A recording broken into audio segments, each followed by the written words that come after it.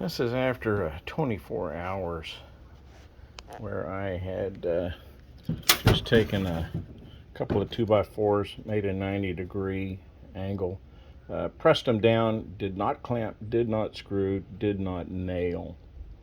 I was looking to see cure after 24 hours, strength after 24 hours. It wasn't hard to pull these apart, and you can see where it still hasn't dried, but this area here is actually dried, but you can see where it had already pulled apart.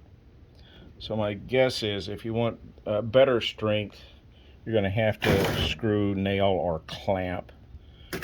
On the other side, I had taken, and I didn't expect it to have a high grip strength.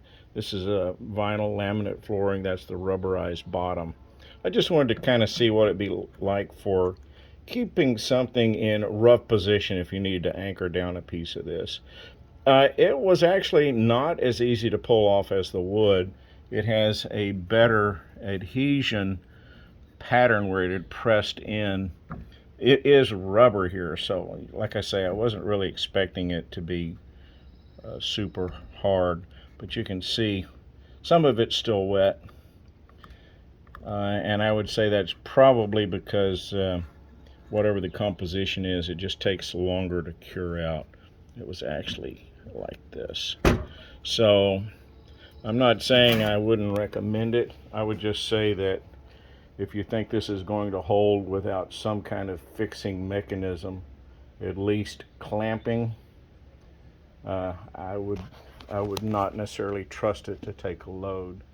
I will say I have used a previous generation of the PL 510, and I actually used it to attach 4x4 posts to a brick.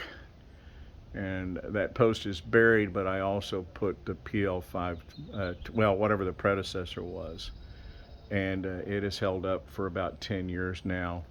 And I did a similar thing with the gate post there going up against the brickwork, and that's been in place for about 10 years. My concern is the newer formulations probably don't have some of the grip strength of the previous formulas. So recommended with appropriate caution and extra work.